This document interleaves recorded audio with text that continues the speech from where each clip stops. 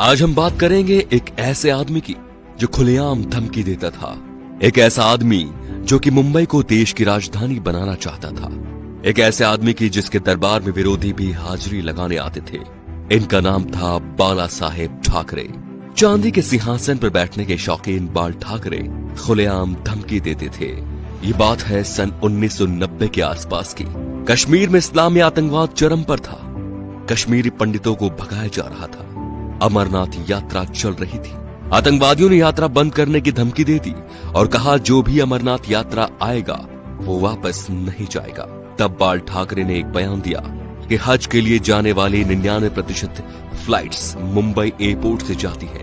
देखते हैं यहाँ से कोई यात्रा मक्का मदीना कैसी जाती है। अगले दिन ही अमरनाथ यात्रा शुरू हो गई। सन 1992 में बाबरी मस्जिद ढहा दी गई तो बाल ठाकरे आपकी अदालत शो में आए हुए थे। जब उनसे कहा गया कि सुना है ये काम शिव सैनिकों ने किया है, तो वे बोले यदि ये काम शिव सैनिकों ने किया है तो ये गर्व की बात है। बाल ठाकरे का बचपन का नाम था बाल केशव ठाकरे, जो वक्त के साथ साथ बाला साहेब ठाकरे बन गया। 1980 के दशक में बाला साहेब ठाकरे ने मुसलमानों के बारे में कहा कि ये कैंसर की तरह फैल रहे हैं और देश को इनसे बचना चाहिए। 1950 के आसपास टाइम्स ऑफ इंडिया के संडे एडिशन में इन्हीं के कार्टून छपते थे। इन्होंने 1960 में ये नौकरी छोड़ दी थी। बाल ठाकरे को हिंदू हृदय सम्राट कहा जाता था।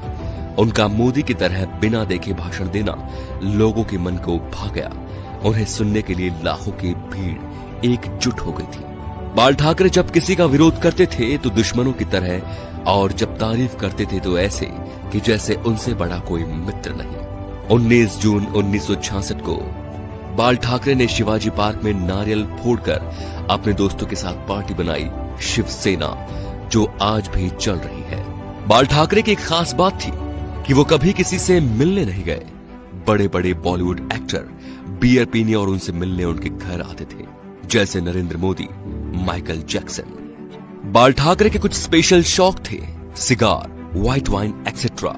ज्यादातर लोग फोटो या इंटरव्यू में उनके हाथ में पाइप या सिगार होती थी।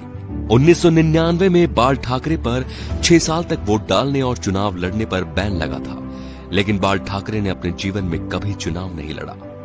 अपनी मौत से 2 महीने पहले ठाकरे का एक बयान आया कि आर्मी मेरे हवाले कर दो, मैं देश को 1 महीने में ठीक कर दूंगा। 17 नवंबर 1912 बाल ठाकरे का निधन हो गया। इस दिन मुंबई बंद था। अंतिम यात्रा में 5 लाख लोग शामिल हुए। थोड़ी थोड़ी देर बाद एक आवाज उठती है, बाला साहेब। लाखों लोग चिल्लाते रहे, अमर रहे। बाल ठाकरे ना तो मुख्यमंत्री थे और न सांसद, फिर भी उन्हें मरने के बाद 21 तोपों की सलामी दी गई, जो राष्ट्रपति प्रधानमंत्री को मिलती है। ये रुतबा था बाला साहेब ठाकरे का।